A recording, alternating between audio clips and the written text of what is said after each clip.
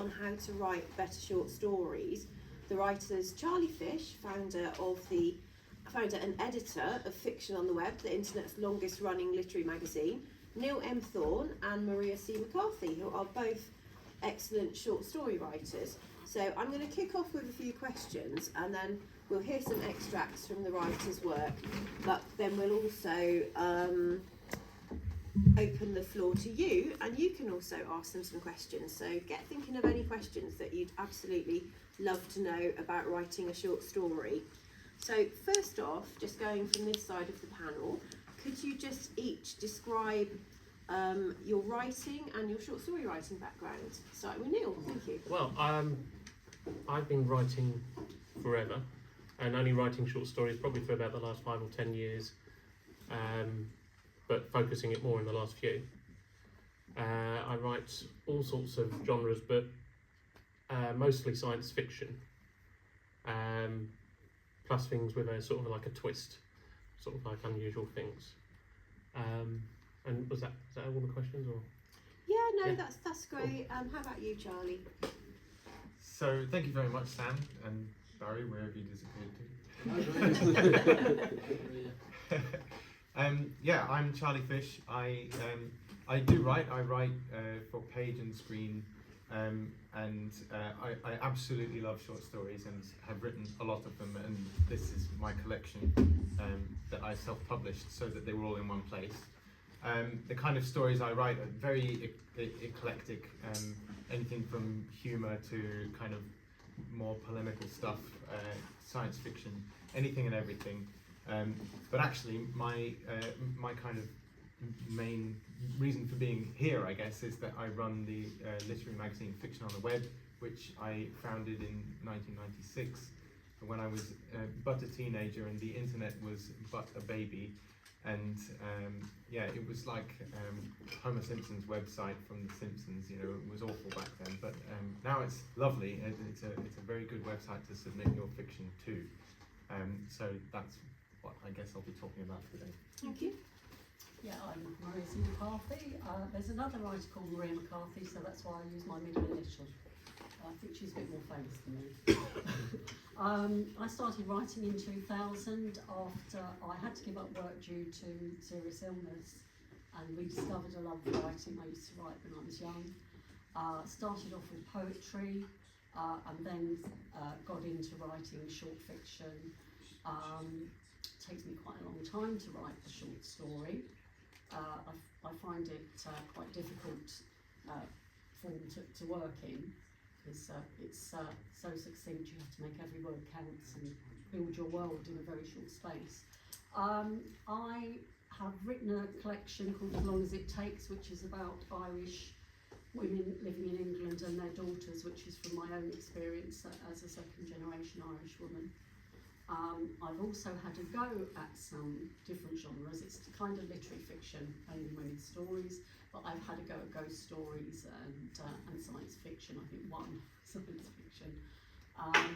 And I was also, along with Bob Carling here, we ran a small press, Cultured Llama, for quite a few years, and published about 8 or 9 collections of short stories. So I've got experience as an editor as well. Okay, brilliant. So, like I said, later on we'll be hearing an extract from each of the writers' books, but for now we'll just start with a few questions. So, Maria, what would be your #1 tip for short story writing? Oh gosh. I think my #1 tip comes for all sorts of writing. It's actually get to the end of your first draft before you start editing it. Brilliant, yeah. Because this was my fault when I first began writing. I'd have like 500 words, which I was refining, and I was never getting to the end. And it was actually a visiting writer on a writing course I attended who said that you don't know what's going to happen. You know, you don't know what your characters are going to do because they tend to take over. So yeah, I'd say that's the top tip. Brilliant. How about you, Charlie? Yeah, right. I mean, certainly that's the challenge for me, and a lot of people I speak to as well, that they have brimming with ideas, and and fantastic ideas, but actually sitting down and writing and getting it down on paper and not being afraid of whether it's good enough or not. Because when you've written it, then you can worry about whether it's good enough. But until you've written it, nothing exists and there's no kind of opportunity to progress. So yeah, just write, just always write. Yeah, great advice for any sort of writing, I think. And what about you, Neil? Well, I can't disagree with either. That's a very good thing. It's basic. What I can add to that maybe is just try not to focus on too many things at once. When I was younger, I would always start a story and then I'd get an idea for another story, so I'd start writing that on the side.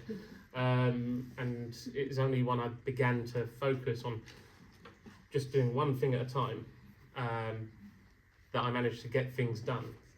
And then, like you said, edit afterwards. So doesn't matter if it's ugly to begin with, you can chisel away at it and always make notes of everything. Any idea that comes to you, just write it in your notebook. And so if you get a good idea, save it for later. Okay, cool, lovely. So when I was young, I really loved the short stories of Ray Bradbury, the science fiction short stories of Ray Bradbury. Neil, do you have a favourite short story writer or collection?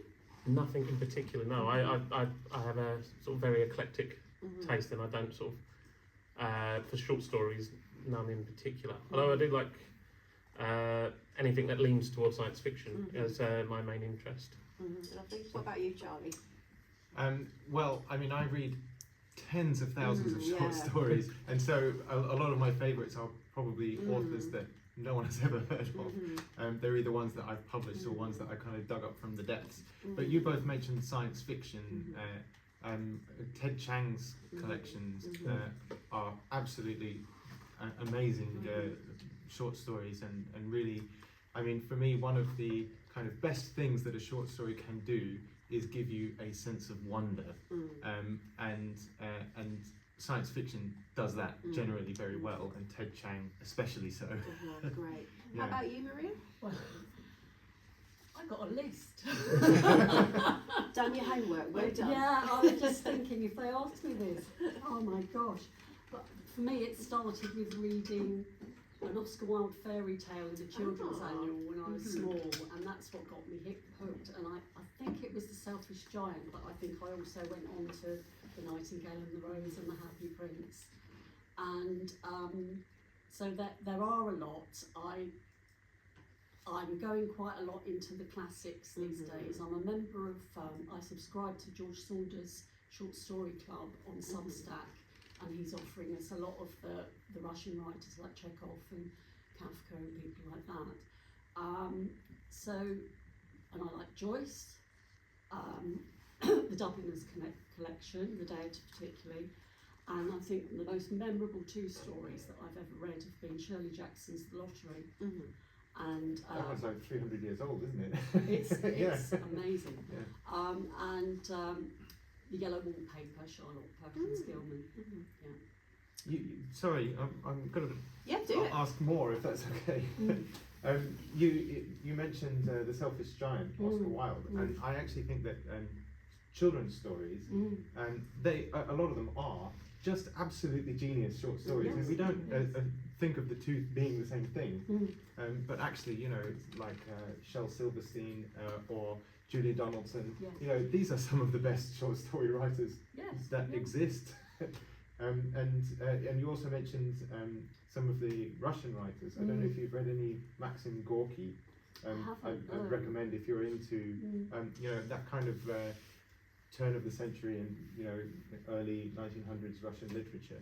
Such a rich vein, so interesting, and some of the short stories coming out of that time are really incredible. Yes. And it's what you said with children's writers. Yeah. It's if you're going to become a writer, you start when you're young, even if you're not that good at it then. Yeah. You are inspired by what you read, and so we owe a lot to the writers of our childhood. Yeah. So I'm going to start with you, Charlie, because this one's kind of like, for the writers out there, where are the best places to get published? Well, I have lots of opinions about that. I mean, clearly, the number one best place to get published as a writer is fiction on the web. For sure. But actually, I mean, unless you're an experienced veteran of the field, you would probably be mind blown by how many venues there are out there for short stories. I often think that short stories are an undervalued art, especially in this country. Like in the USA, they are much more highly regarded, and the short story magazines that exist are more prestigious. But actually, I think in there is, Ireland as well. yeah, Yeah. yeah, and I think it's a shame that there isn't more of that here. But actually, there are literally thousands of venues, and that's and what that allows you to do as a writer is target the kind of venue that you want to appear in. So, you know, do you want a really elite kind of venue that you know you can put on your CV, or do you want somewhere that is going to get lots of comments from readers? Do you want somewhere that will give you feedback? And the big question, I suppose, is where do you find these venues? There are websites that exist with databases of all of these short story venues that can help you to find them. Fiction on the Web is about to publish the so-called Fish List, which is going to be a list of the best independent literary magazines. But there's also Brecht de Portera, which I'm not sure if I'm pronouncing it correctly, but he has maintained a list of the so-called best literary magazines, and that's very biased towards kind of ones that are sponsored by American universities. And Erica Kraus publishes a list like that. And there's also websites like Duotrope and Chill Subs that are databases you can subscribe to look for literary magazines and search for, you know, the kind of literary magazine that you want to find, or other venues. Cool. Chris Fielden also does an mail out of submissions and competitions. Yeah. And of course, Wordsmithery does also publish Confluence magazine, which does poetry and short stories. So yeah, I was going to say, what's your experience of getting published? Where have you Well, found? I've not got a great deal of experience, and I've not pushed it as hard as I should have. I have been in recent years, which is where I started with Confluence, and I have submitted to a couple of other magazines, but not heard anything back from. But I get bogged down in the writing. The other part of writing is trying to get an audience for it, and that's what I'm working on. Yeah, cool. How about you, Maria? You've been in some really high-profile magazines. Yeah, I think I was talking to Charlie about this earlier, about some places that come and go though. You know, a lot of the websites, there was, we were talking about the Mechanics Institute review, which became Writers Hub, and that's disappeared, which means It was a really good one too. It was. It means that everything you've had published on there is no longer Disappeared. Yeah. It's just not there anymore. I've had some placements in East of the Web. I had about 3 stories placed there, but then the editorship changed, and one of the things that can happen is that some people just like your work and others don't. You know, it's the whole rejection thing is part of a writer's life. Yeah. You have to accept that and just keep going. Yeah, I mean, I've had stuff in Confluence. The Frogmore Papers, they're a little magazine that's been going for several years, run by the same editors, Jeremy Page being the chief editor from down in Lewis, I think now, aren't they? Yeah, they take short fiction as well as poetry. I think one of the problems is I tend to write long. I did write very short stories, and when I did an MA in creative writing, I was encouraged to write longer. And a lot of places stipulate 1,000 words maximum, or 2,000 words, and I've got something that's 4,500 words that I haven't been able to place. So, yeah. That's one of the advantages of these chill subs and Duotrope. I don't know if you use them, but you can input the length of your story, and it filters out all of the websites that wouldn't. So that leads in brilliantly to my next question, which is, when does a short story become a novella? What sort of word limit would you say, okay, I've enjoyed writing this short story, but I want to explore more the world of the characters? Is it 10,000 words? Is it 4,000 words for you? How many would you say? I think a novella's classed at about 70,000, isn't it? So quite long. Yeah. I haven't written more than about 5,000. I don't. I've looked it up on Google. There's varying different places that say anything from, like you say, 4,000 or 10,000. But I think if you can sit down and read it in an hour or two, I suppose it's a short story. But then I don't know more because I only write short stories or really long stories. I mean, from my perspective, it's a semantic distinction. There's no hard and fast rules, and what matters actually is again what you want to do with that story, because it is significantly easier to get a 2,000 word story published than a 7,000 word, and it's significantly easier to get a 7,000 word published than a 14,000 word. You know, so fiction on the web publishes up to 10,000 words, and classes anything above that as a novella, and very, very, very rarely publishes things that are longer than that. Cool. So I'm going to just ask each of you now about your books and to read an extract. So if we could start with Maria, could you talk a bit about your collection of linked short stories, because that's a very interesting format as well. That's another way to sort of get. I've never been. I tried writing a novel once, and I just realised that I'm a short form writer. But this book is a collection of linked short stories. And they all stand alone, but they all kind of join together. So it's a kind of novel in stories, you might say. Do you want me to read now? That'd be great. Yeah, I will read something from this. I had something else planned, but always happy to. I usually change my mind at least 3 times about what I'm going to read. I've got a short story that's set in 1974, called Salt Water. He comes in with his shirt splattered with blood, and I say, "Honest to God, Kieran, don't fuss, Mum," he says, like it's nothing to walk in the house with your nose spread across your face. "What in Jesus' name happened?" No answer. "Who were you with?" "John and Chris." "And are they hurt too?" "Leave it, Mum." I put my hand up to his face, but he dips from it. "It's a rough old place, that dance hall. Tiffany's, was it?" "It's a disco, Mum, not a dance hall." And then his father's in the doorway, and I say, "Will you look at the state of Kieran?" But he's 3 sheets to the wind himself, so I send him off to bed. Well, I try to whip the shirt off the boy, but he holds it close around him, so I get a bucket ready, cold water with a good dash of salt. "Come on now, Kieran," I say, "let's have that shirt. It's one of his good ones, a Ben Sherman." He unbuttons it. There are bruises like footprints on his chest. "Did you get a look at them?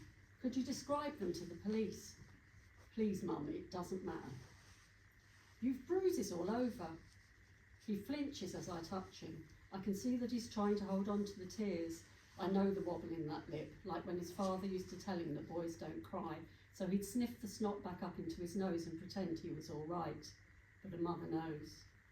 But a mother only knows by rummaging in his chest of drawers when he's out, through the piles of pennies and silver in the top drawer from his turned-out pockets. I go in there when I'm short of money for the milkman or need 50p for the electric. He doesn't like the rattle of the coins in his pockets and how they spoil the line of his trousers. So they pyramid higher in the drawer, silver on copper, and slip like the coal in the bunker as the drawer opens, heavier each time I pull it out. And that's where I found that thing once, from a packet of 3, as they call it, and only the one left. I told him what Father Westland would say. He just laughed. Though there have been times when I've thought, wouldn't we have been glad of one of those? He's been worse since he's been working, acting like he's man of the house. Home at 6, he slams the back door open against the kitchen dresser. And then he shouts, "Where's my dinner?" When he was small, I could slap him across the back of the legs, but now he stands above me. I need to stand on a chair to look him in the eye. "I'm off to bed," Kieran says. I watch as he climbs the stairs, every step an effort. Whether he sleeps or not, I don't know, but I lie awake next to his snoring father. Every time I close my eyes, I can't stop seeing the footprints on my boy's chest. Have I got more time? If we could finish there, we might hear a bit more later though. Brilliant, thank you, Maria.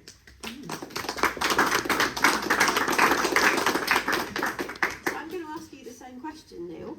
Could you talk about the idea behind your tiny collection of stories, A Tiny Act of Rebellion, and then maybe read a little extract. Well, this is A Tiny Act of Rebellion, and it came about from the fact that I can write really, really small. You probably won't be able to see it from there, but this is one of my short stories, reprinted to scale, and it's about 200 words there.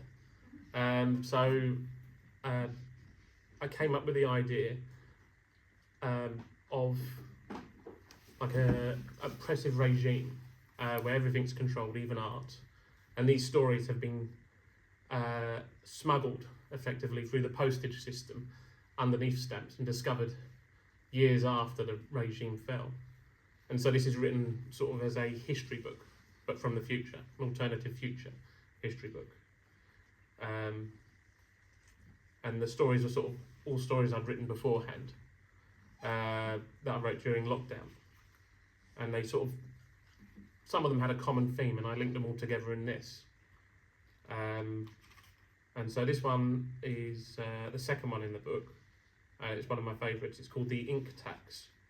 And following it, if there's time after that, I'll read, there's the story and then there's an explanation about each story. So, the ink tax was coined as a joke, as there were no limits on ink itself, but the term stuck. The government ruled every word printed must come at a price, with those of an inflammatory nature costing far more. Corruption came at the cost of a paragraph of less offensive words, eventually an entire article. There was an outcry, of course, but it was argued a measure of control was needed. Fake news was rife, and with so much conflicting information abound, no one knew what to believe. Some press agencies tried to make a stand, although not enough, as many saw what way the wind was blowing and fell into line. Small independents fought back, becoming creative with how they wrote, but soon enough more words were added, until by the end the government had total control over the printed word. It is hard to imagine how things went so far, but it all happened so slowly that by the time those rights once so easily taken for granted were a thing of the past, no one could really say when it happened. So, is there time for... Yeah, there's time for the explanation. Yeah, okay. So, the regime is called Bell's regime after its leader. So, Bell sought to control how he and his government were perceived. The start of this was the ink tax, which was introduced within a year of taking power and was in part prompted by the publication of an article accusing him of orchestrating the bombing campaign. That article and the agency that printed it no longer exist, but as the story captures, this was the intention of the ink tax from the very start. In Elizabeth Martin's book, The Last Days of the Free Press, a collection of surviving articles from that time analyses this decline. She states, "The British press was never perfect by any stretch of the imagination, but what it offered was a freedom of choice. And although it could be hard to see the truth, it was possible. What the ink tax ensured, however, was that this task became all but impossible." I could carry on, but that's... Lovely, thank you very much, Neil. Thank you. Charlie, it's probably not going to be a surprise now that I'm going to ask you about The Man Who Married Himself. Could you talk a bit about the collection for your paper quest and maybe read a little extract? Yes, yeah, Brilliant, sure. Thank you. I'm very intrigued to hear what happens next in that. I might have to buy myself a copy. And that is such a great concept. I absolutely love it. So this, I've been publishing short stories in various different venues for 20 years. And it was frustrating that when people asked me, where can I read your short stories? The answer is in 20 different places. So I self-published a kind of greatest hits collection, and that's what this is. There's no thematic link between the stories. In fact, they're quite random. But I'm going to read, I've timed it, and it's 5 minutes worth of one of the short stories. None of the short stories are short enough to be done in 5 minutes. But this is from a humour one called Schrodinger's Baby. There she slept, a puckered little bundle of DNA fighting to organise. She looked and smelled like a lump of dough. Her breathing rattled less than it had when she was born. I could hardly tell she was alive, apart from that relentless ticking. There was an electronic pad tucked beneath her baby mattress that sensed her breathing, translating each inhalation and exhalation into a metronomic tick. The ticks were supposed to be reassuring, but to me they sounded like a countdown. Everything about the last year had been a countdown. Waiting to conceive, watching the bump grow, buying everything we thought we needed. At each stage, I was convinced that the hidden timer would reach zero and Elaine would get bored of our workaday lives, escape back to the wealth she'd been accustomed to. Even after the birth, the countdown seemed to continue. I stared at the baby, waiting to feel something. Tick, tick, tick. She wasn't born, technically, but rather pulled from Elaine's stomach like a weed.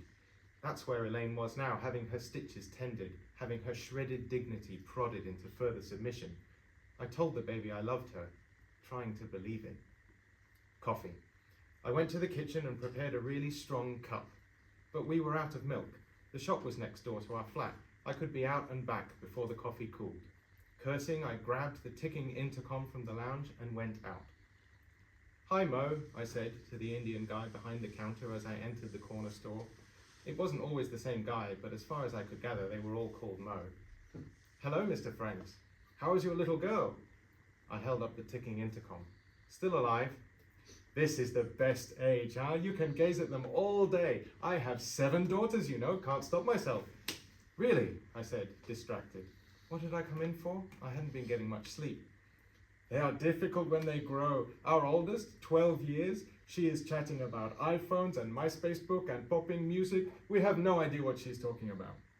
"I always wanted a child," I said, "but I'm not sure I want an infant." I rubbed my face. Milk, that's what I'd come in for. I grabbed the biggest bottle. Elaine called these 6-pinters the cow. But when it came to paying, I realized I didn't have my wallet. I grumbled under my breath, set down the cow and scurried out. At the door to our building, I patted my pockets, patted them again, looked down. I was wearing my pajamas, the powder blue ones Elaine's mother had given me for Christmas. I put the ticking intercom on the ground and, ridiculously, patted my pockets again. Of course the keys weren't there. I knew exactly where they were, in my jeans next to my bedside table, on the other side of 2 double-locked doors. In a last-ditch display of utter fantasy, I gave myself one last full-body pat-down before the panic started to set in. A prickle at the back of my neck, a tinge of whiteness in my vision. I contained it and willed myself to think. My first instinct was to walk away, pretend the baby didn't exist, and spend the rest of my life living under a bridge. Elaine's mother had a spare key. She lived just a few bus stops away. I could call her and be there in 10 minutes. But no, I couldn't call her. My mobile was also in the pocket of my jeans. Back to the shop. "Hello again, Mr. Franks. You forget something?" "Mo, have you got a phone I could use?" "Not for customers, sorry." "Please, it's an emergency." "Gee, problem with your little one?" "No, it's, can I use your phone, please?" Mo must have seen something in my face. He handed over his mobile. But I had no idea what number to dial. I called Elaine instead, the only number I could remember. "Hello, who's this?" I felt a blush of warmth, an abdominal tug. "Elaine, it's me. How are you doing?" "Still waiting. You know how it is with hospitals. How's the baby?" "I'm just calling." Why was I calling? What was I doing? Elaine had entrusted me with the baby, and I was about to admit that I was the worst father in the world? "What number is this?" she asked. "The baby's fine. She's asleep." "I miss her." Her voice became shaky. "Sorry, still feeling a bit fragile." What's your mother's number? I wanted to call her to thank her for those pajamas. I'm wearing them now." I made a frantic scribbling gesture towards Mo, who took a few seconds to realize I was asking for a pen. I scrawled the number onto the back of my hand, filled the air with sweet platitudes, and hung up. "That did not sound like an emergency," said Mo. "Shut up, Mo."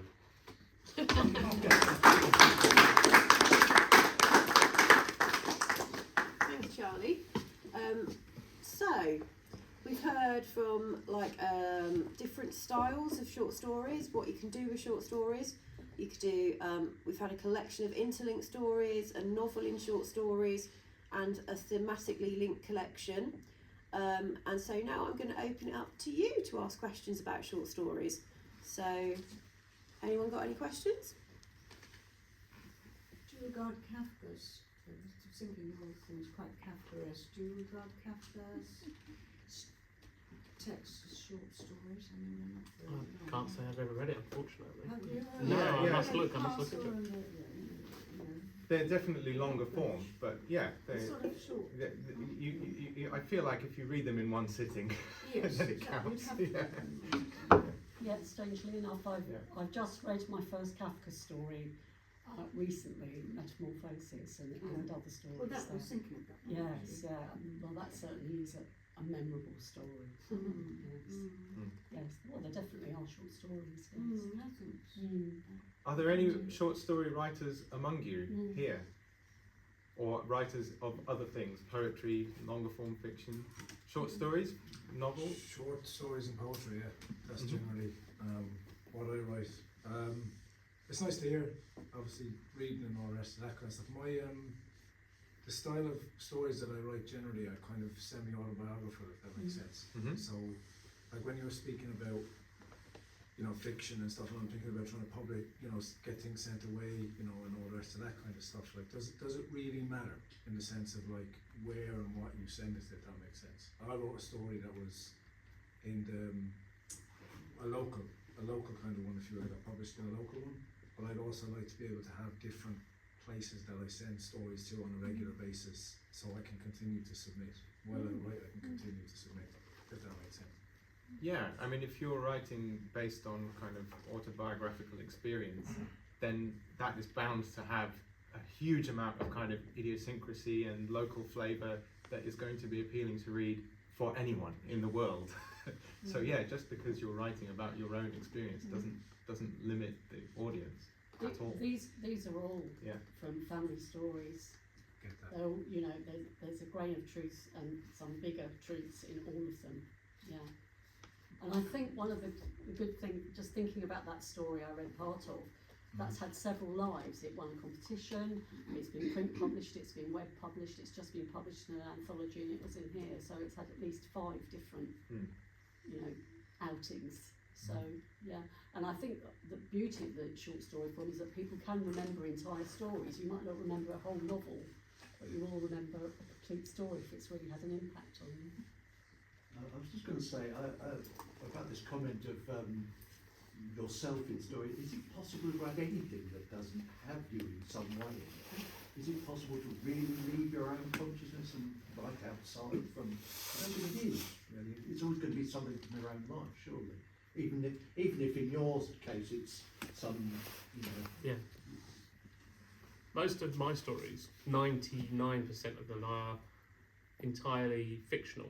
But obviously, anything in my life inspires it, from the smallest thing. So we're like sponges, I suppose. We absorb everything, and they come out in different ways. So for me, I'm happy to make up fantasies of made-up people. Yeah. But I'm sure if someone looks at it, say, well, that's like that time when you did that. And I've known a couple of writers Yeah. whose the most domestic incident can turn up in a horror story or something completely transformed. It does come out of your own life. It's very difficult to write anything. Always listening, I suppose. Sometimes conversations I hear do end up in things edited, sometimes adapted. But yeah, I suppose a lot of life does go into even made-up stories. Yeah. I think it's absolutely true that you're always going to put some of yourself into what you write, but I think it is possible to write something that really is outside of you, and I think that you can even take that as a challenge, and you can even potentially take that as an inspiration, because a lot of us are told, when you're getting into writing and the pedagogy around writing, write from what you know. Right. But actually sometimes that's kind of limiting and constraining and uninspiring, because you think, oh, well, I just have a very kind of middle of the road life, who's going to care about that? So actually writing about something intentionally very other can be a really interesting way to kind of get out of yourself. And I think in a nutshell, I was trying Yeah. to say, is that possible? Because I've never met Yeah. you, and I'm not sure I've ever read anyone that's done it, really. okay, well, I take that as a personal challenge. In here, there are lots of books that are inspired by my experience. There's also a short story that I wrote because I was very angry after reading about female genital mutilation. Most of the stories in here are much lighter and much funnier, but this particular story is a kind of parable about FGM with the genders swapped. So it's actually a man who is undergoing this surgery, and it's a West African man. I've never been to West Africa, you know, I did a lot of research to write that story, but I genuinely think it contains almost nothing of my personal experience, and yet it was a successful story. It got published, so I think it's possible. For the view, was there any view in there, in the man, for instance? I no doubt, yes, but it's still very, very far removed from my experience. Yeah. Any other questions? Yeah. Are any of you firm believers, like as authors, if you will, in the whole concept of a story arc?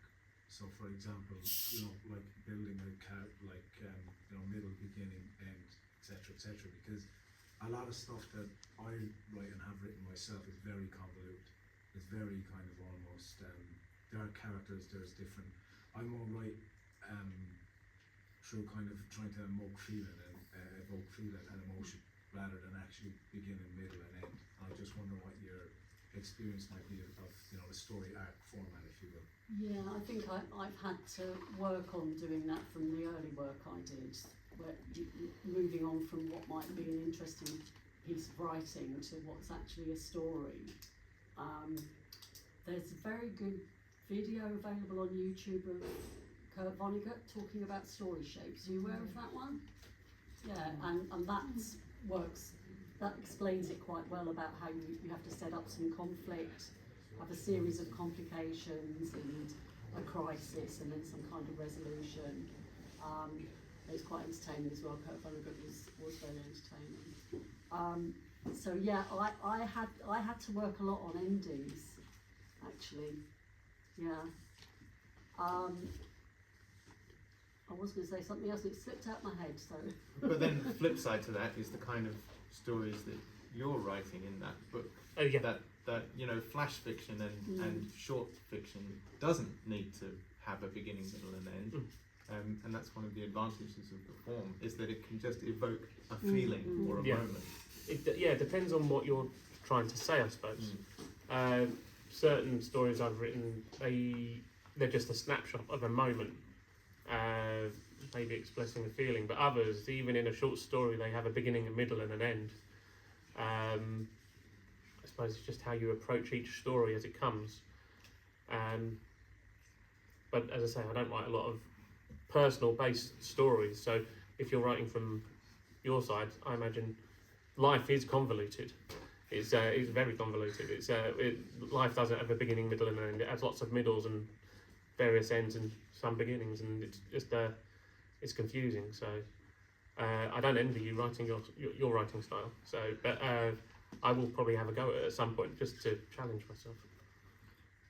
So I've got one last question from the audience. You mentioned world building earlier. I wonder, is that something that you kind of think about a lot and deliberately work on, or do you just trust the story to let that unfold? For myself, I tend to start with a couple of characters and put them in a situation and see what happens. I don't like stories or writing, particularly short stories, that go into too much explanation about the world. I think there are more subtle ways of building that world. I've just been reading a new collection by John O'Donoghue, and he can do it beautifully, just in one paragraph. You've got where you are, he really sets it well, but then they're only like 2-page, 3-page stories. So I think this probably happens a lot more in science fiction though, which is not my genre, where you have to build a world that makes sense on its own terms, I suppose, doesn't it? That can be the case. Mm. Yeah. But again, it's sometimes with science fiction, it can just be the idea of something different, twisting the story. But world building is something I really enjoy. So I work it into some of my longer stories, but I find it more difficult in shorter stories to have as much detail, I suppose. So the more detail I add, the less it becomes a short story. Mm. Great. So I've just got one last question before we have a little break, and then we've got our next author, who is April Doyle, who's going to be talking about her novel Hive. So my last question is just a top tip, really. What would be your top tip for writers in the audience about writing a story that catches the imagination of the reader? What would be like one key thing that you'd suggest doing? Well, if it's a story you really want to write, if it's bugging you, and it won't let you go, that's a good start. Mm-hmm. But if it's a story you just sort of like, I'll get to that later, maybe not so. It's just if it makes you passionate, I imagine it will make other people passionate. Yeah, so have passion. What about you, Charlie? I think that's a very tricky question. I mean, to hook a reader in, you don't have long, I guess. And so that opening is really important, which means that you should write the story first, then think about the opening. You know, I quite often, after I've finished the story, go back and end up deleting the first couple of paragraphs because, you know, you have to write your way into a story. Mm-hmm. But the reader might just want to jump in rather than hear that 2 paragraphs of exposition. And what you said, actually, is an amazing skill in one paragraph to be able to set time, place, the types of characters that you're working with, but without any exposition, just, you know, carefully chosen words, you can communicate an enormous amount of information. And what was your tip, be, Maria? I think read a lot of good short stories. Yeah, brilliant. Yeah.